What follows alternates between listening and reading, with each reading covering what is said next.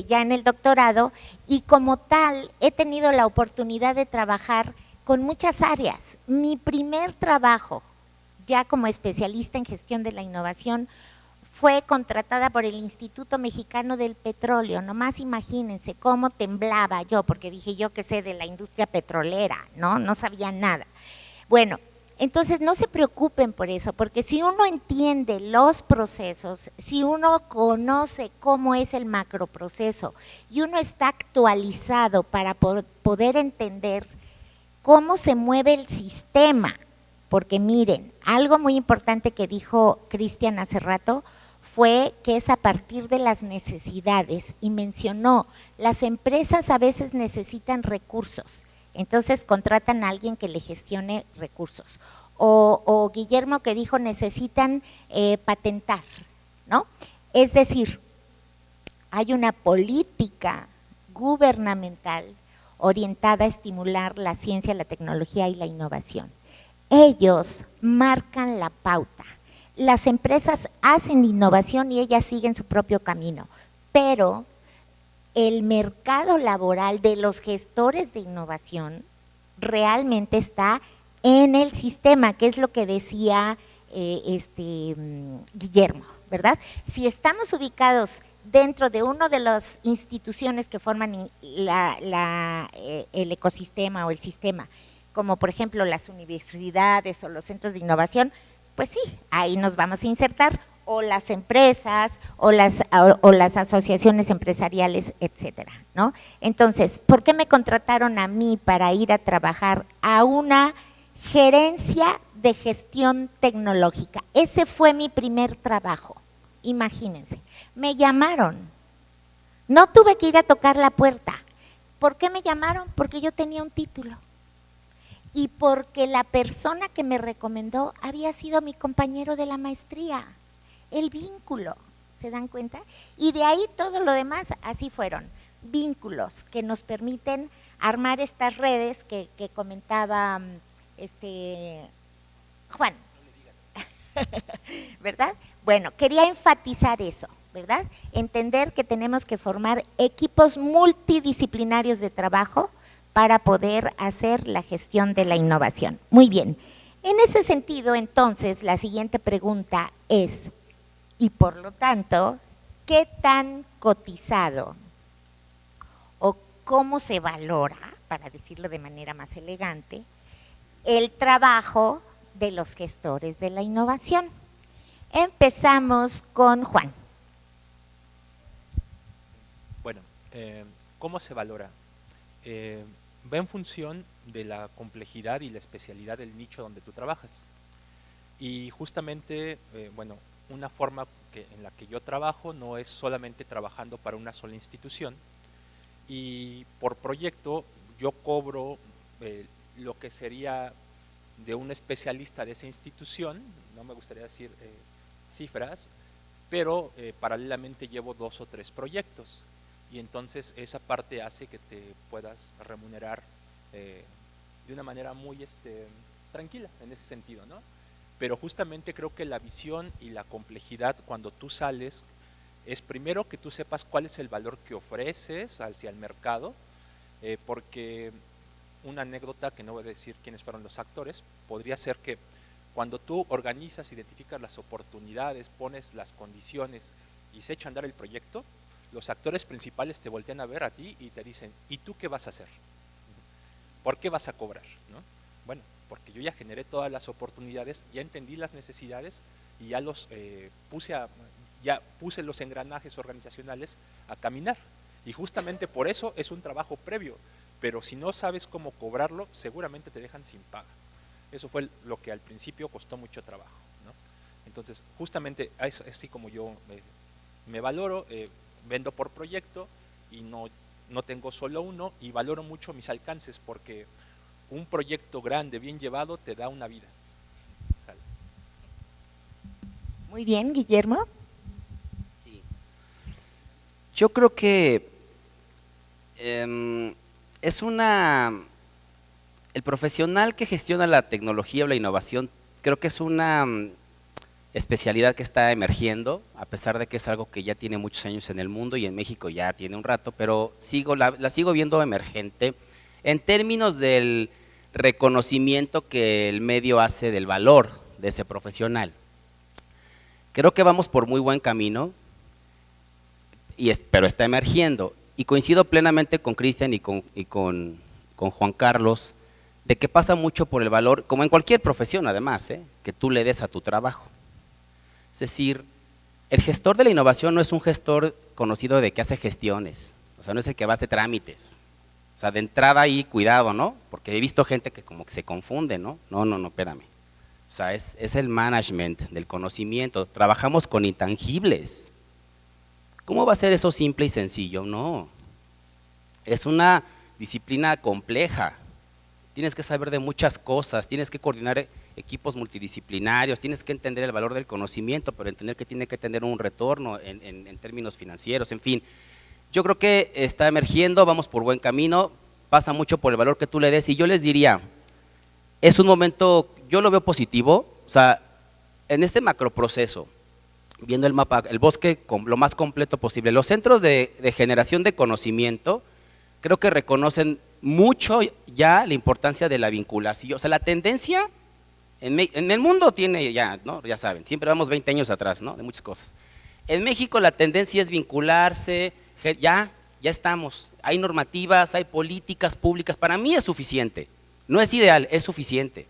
Entonces, si tú te quieres insertar ahorita es buen momento, los centros de investigación reconocen que necesitan que el conocimiento tenga aplicación y que genere valor. Las universidades un poquito más lentas, pero también creo que ya están ahí. Las empresas, siento que coincido plenamente,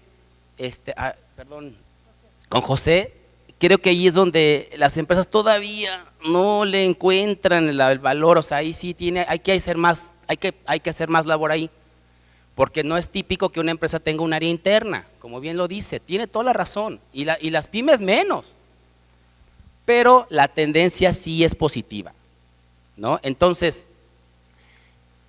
finalmente diría, ubica tu entorno, ubica los actores, cuáles son sus drivers y como gestor de innovación insértate en el que tú tengas más competencias, prepárate y donde más te guste estar, pero es buen momento, o sea, sí es buen momento. Y finalmente les diría, si tú te quieres dedicar a esto, ahí sí, como dice Juan, tienes que dar resultados, o sea, eso porque si no, no te pagan. El gestor de la innovación tiene, o sea, yo te diría en términos muy, muy sencillos, te tienes que comprometer en todo, pero en esto más, porque la gente no le cree muy bien, entonces, te voy a gestionar un proyecto que va a generar este retorno, pues tienes que generar el retorno, voy a concretar 3 contratos, genera los 3 contratos, entonces tienes que estar muy clarito de que la responsabilidad es enorme, mucho compromiso y que es por resultados, absolutamente. No puedes camuflajear de, pues, medio complejo la actividad y como que empuje, no. Tienes que comprometerte muy fuerte, eso sí, pero el retorno, sí, o sea, sí se vive bien, eso sí. Sí, bueno, yo para entusiasmarlos les voy a decir que cuando terminé la maestría en Economía y Gestión del Cambio Tecnológico, el primer trabajo que ya les dije cuál fue y cómo fue, significó un 50% más de salario del que yo venía ganando. El siguiente trabajo y ya los demás siempre significaron el 100% más, ¿sí? ¿Por qué? Porque yo decía, ya gano tanto, pero no me alcanza, entonces quiero ganar el doble. Y entonces, ¡pum!, ya ganaba yo el doble, ¿no? No en el mismo lugar, ¿verdad? Porque no siempre te pagan y te reconocen en el mismo lugar, pero ya tienes experiencia, ya aprendiste y ya te atreves, ¿verdad? Eso sí, ahorren mucho, porque puede haber temporadas de vacas flacas. Cobren bien, hagan bien el trabajo, den resultados, pero no se lo gasten todo, ahorren porque hay temporadas de vacas flacas. Sigue José. Bueno, a ver si entendí bien la pregunta, pero es ¿cómo le damos valor nosotros a nuestra función como gestor? Ok, quien nos contrata nos va a valorar por la creación de ideas, ¿sí? O sea, nosotros debemos de generar ideas disruptivas, eso es un valor muy importante para los inversionistas. hay que pensar fuera de la caja, no tratar de continuar y darle continuismo a las ideas que ya existen. ¿Sí? Hoy en día estamos en una gran oportunidad de la transformación. Hoy día nosotros mismos, sin darnos cuenta, nos hemos transformado en el día con día. Y las empresas todavía están luchando a entender esa transformación. ¿Y cómo nosotros sin darnos cuenta en esta transformación? Hoy día todos tenemos un móvil que nos facilita la vida. En este móvil podemos hacer desde home office, entretenimiento, comunicación, que nos ha ido dando una inmersión a la tecnología sin darnos cuenta. Hoy día, ¿cuántos hoy vemos streaming por el celular? ¿Cuántos hoy pagamos cuentas del banco? ¿Cuántos hoy compramos boletos de avión o boletos de cine? La transformación ya está hecha en nuestra vida diaria y no nos estamos dando cuenta. Las empresas apenas se están dando cuenta. ¿Y qué quieren? Ideas. Quieren que nosotros les acerquemos ideas para poder invertir y hacer un cambio. Mientras nosotros generemos ideas disruptivas, obviamente que se puedan aceptar en la sociedad, vamos a crear innovación y vamos a valer más. Entonces es importante hacer eso, ¿no? Muchas gracias. Seguimos con Cristian y nos vamos preparando para cerrar. Bueno, pues digo, ya no hay mucho que agregar porque realmente han abundado en los temas y han puesto los puntos sobre las sillas, pero yo sí quiero comentarles algo muy importante. El universo de quienes estamos en gestión de la innovación, transferencia de tecnología, la academia en estos aspectos, ahorita hice cuentas rápidas y en México no vamos a ser ni 1000 personas con todo y el personal de las oficinas de transferencia reconocidas y la gente que ya lo hacía desde antes, ni 1000 personas. Eso quiere decir que irremediablemente nos vamos a ver en foros, en eventos, en proyectos, irremediablemente van a hacer nuestro trabajo en otros lugares. A nivel empresarial no sé cuánta gente se dedique propiamente a hacerlo, pero igual tampoco es muchas empresas que están en este círculo y seguramente mucha gente que se dedica a esto en las empresas va a salir al campo laboral y va a enfrentarse a lo mismo que hemos enfrentado los demás que somos independientes o estamos en la academia, ¿no? Lo que les quiero decir con esto es que uno de los rasgos más importantes en gestionar proyectos de innovación donde hay mucho dinero es la ética profesional. La ética profesional habla más allá incluso de nuestro trabajo al interior de los proyectos, porque hay proyectos que no dependen de nosotros para que funcionen. Como todo buen proyecto de innovación, el componente de riesgo es altísimo y el componente de la incertidumbre de qué va a pasar con este proyecto el próximo año es algo que ustedes van a aprender a convivir todos los días. Y aprender a desligarse de eso es importante porque muchas veces no depende de nosotros que los proyectos de innovación sean exitosos. Pero nuestro trabajo en ese proceso siempre va a hablar delante de nosotros. Así que yo les invito a que parte de ese valor que el mercado busque en nosotros lo lleven en la ética de trabajo y en la parte del compromiso, como decía Guillermo, y en la parte de profesionalismo hacia decir para qué soy bueno y para qué cosas realmente no soy bueno en este trabajo, porque como todo sector emergente, podemos decir que somos buenos para muchas cosas, pero al final no solo nos quemamos nosotros como profesionales, también estamos desacelerando el progreso del sector, si se puede decir así, del sector de la innovación en México. Muy, muy importante, y este es el tema con el que vamos a cerrar, que es justamente establecer relaciones duraderas de confianza, ¿sí? La parte ética, el profesionalismo, el cumplir con lo que prometí, pero aguas aquí, porque la parte del riesgo es importante. Entonces, acuérdense que los gestores trabajan con los especialistas y dentro de los especialistas están los ingenieros o los dueños de los procesos que se van a transformar con la innovación o que se van a crear nuevos procesos, que son los que saben cómo hacerlo. Entonces ahí la clave es, ok, eso que tú sabes cómo hacerlo, ¿en qué tiempo lo haces? ¿Verdad? Porque nosotros nos vamos a comprometer con el tiempo que dijo el otro, pero nosotros les voy a dar un tip, siempre agréguenle un poquito más a lo que dicen los ingenieros, porque los ingenieros piensan en sus capacidades nada más. Ajá. Y a la mera hora ellos no cumplen. ¿Por qué? Porque no depende solo de sus capacidades, sino de las capacidades de otros y sobre todo de la organización. Entonces, ustedes con su administrador de la innovación o del proyecto, si es que existe esa figura y si no, pues ustedes la tienen que jugar, ¿verdad? Prevean posibles atrasos, deben tener muy clara su ¿cómo se llama? Línea crítica, su ruta crítica de los proyectos, ¿verdad? Todos esos elementos deben tenerlos muy claros, porque al final el que da la cara somos nosotros, ¿verdad? Entonces, la siguiente pregunta, fíjense, estamos hablando de que trabajamos en equipo, trabajamos con especialistas, los especialistas saben lo que hacen, ¿verdad? Y por lo tanto ellos tienen que comprometerse con tiempos, con presupuestos, con la conformación del equipo, etcétera, ¿sí? Entonces, pero ustedes, como comandan a todo el equipo, nosotros como somos los líderes, ¿verdad?, de todo el equipo, tenemos que prever y siempre agréguenle un poquito al tiempo, al cronograma de actividades en tiempos, para que tengan un poco de, prevean, porque va a pasar, no para que echen la flojera, no, les aseguro que aquí de flojera nada, día y noche trabajando terriblemente, vean mis ojeras, por eso es que ya le estoy bajando, porque esto está terrible, es fuerte, la actividad es fuerte, pero es muy apasionante y pues es un ámbito en el que uno realmente trabaja con creativos y es creativo, entonces es muy estimulante. La última pregunta para ir cerrando es precisamente ¿cómo alimentamos y retroalimentamos nuestro capital relacional?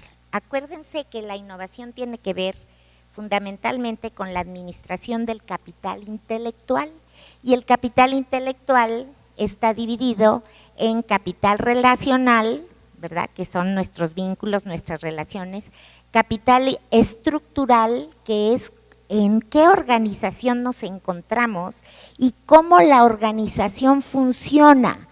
Debemos entender el capital estructural, cómo funciona la organización en la que estamos para poder insertar nuestras actividades y lo que nosotros hacemos. Y el capital humano, es decir, las personas con sus conocimientos específicos y demás. Entonces, nuestra máxima habilidad, además de saber todo lo que ya les dijimos, lo máximo que deben desarrollar es la capacidad de relacionarse, ¿sí? Esa es la más. ¿Cómo retroalimentamos nuestro capital relacional? Empezamos con Juan. Yo digo que ahora con José. ¿Así? Bueno, básicamente, como les digo, hablo de mi experiencia.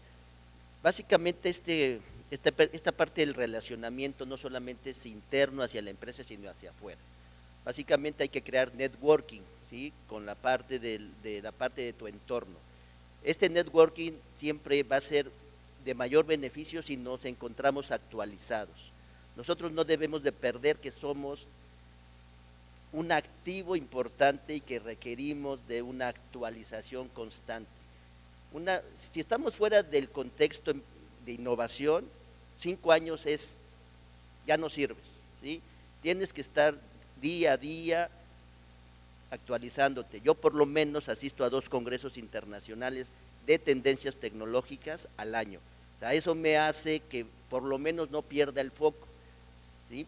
Entonces, en estos congresos internacionales puedes encontrar mucha networking nacional, internacional, donde te va creando vínculos de cualquier tipo, ¿no? Para poder encontrar fondeo, para poder encontrar intercambio de foros donde tú no eres especialista en esa tecnología, pero alguien más ya lo ha probado, ya ha tenido frustraciones y entonces ya uno puede saber, por ahí no le meto, o que la idiosincrasia de otro país es diferente a la de México, porque México no está preparado para ciertas tecnologías y va a hablar. En esta networking nos vamos interactuando con la realidad. Internamente hacia México, obviamente hay networking con la industria con la que tú más o menos interactúas en el día con día. Con esta networking puedes crear y co-crear nuevos procesos en tu propia industria, cabildear con la parte del gobierno, porque es importante también en muchas veces hay que hacer networking o hay que hacer cabildeo con el gobierno también. ¿Sí? ¿Por qué? Porque hay muchas cosas que no puedes implementar por normativas, ¿sí? Por limitantes de nuestra propia política interna. Entonces, este relacionamiento hacia afuera es netamente importante para ir creando nuevas oportunidades. Hacia adentro, obviamente, también tienes que identificar quiénes son los talentos que van a conformar tu grupo de trabajo. Lo importante es identificar qué fortaleza. No necesitamos todólogos, necesitamos fortalezas de cada una de las personas, identificar tú para qué sirves, tú para qué eres bueno, tú que para qué eres tan bueno que a lo mejor no eres tan bueno para otras cosas. Encontrar esos engranes chiquitos, grandotes, que hacen funcionar toda la maquinaria. Todos somos parte de un equipo de trabajo y no porque alguien haga un pedacito más pequeño que otro es más importante dentro del equipo. ¿Sí? Entonces hay que identificar y ustedes están para también identificar talento. No necesitamos que todos hagan todo bien, sino que con que una partecita la haga bien, el equipo es de éxito. ¿Sale? Muchas gracias. Ahora tú dinos quién. No. Juan, ¿quién sigue? Está bien yo. Ok. Bueno, sí es muy importante la confianza para poder establecer vínculos duraderos. También algo que menciona José, creo que parte de la labor del gestor es derribar las asimetrías de información entre las organizaciones. Cuando tú derribas esas asimetrías, presentas mayor valor, porque una de los perfiles del gestor es que es transversal y tiene una visión transversal que los especialistas en forma vertical, que es igual de complejo, pero que no están en otras organizaciones, no logran ver. Entonces, esas asimetrías transversales son una clave que debe que dominar el gestor, a mi manera de entender, para poderse vincular. Si bien se tiene la creencia que el gestor se tiene que vincular con todos, yo creo que no, se tiene que vincular con los que debe.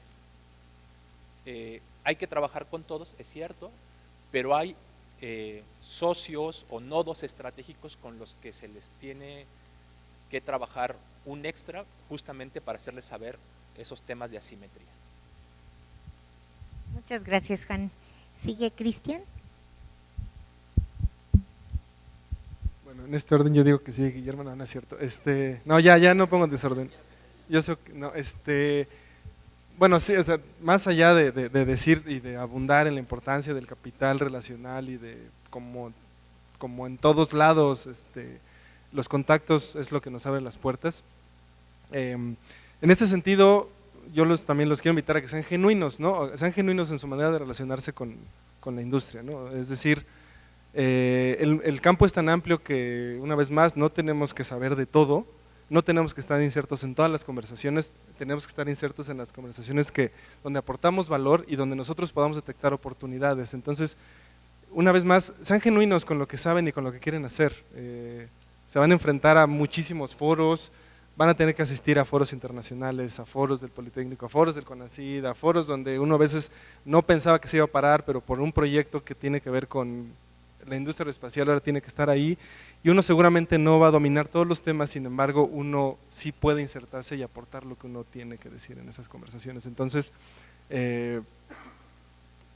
a menos que ustedes quieran ser analistas y trabajar nada más en la oficina haciendo análisis de mercado y no salir y no platicar con gente, todo lo demás es aprender de las personas para poder hacer su chamba, ¿no? Entonces, si ustedes creen que no son buenos para hacer networking, yo y todos les prometemos que se van a hacer buenos muy pronto.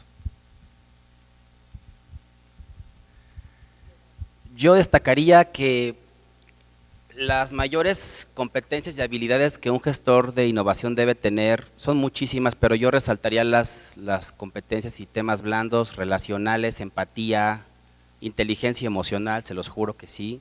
Agradecemos a los integrantes de este conversatorio su participación y la doctora Hortensia Gómez Víquez, directora del Centro de Investigaciones, hará entrega de las constancias. A la moderadora, la doctora Eva Tecuangüey Sandoval.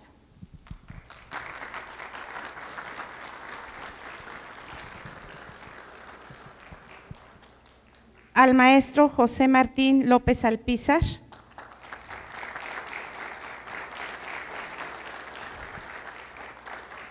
Al maestro Juan Carlos Becerril Elías.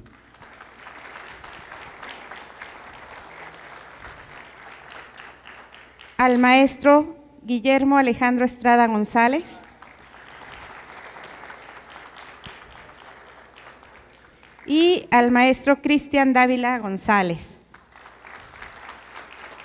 Muchísimas gracias a todos.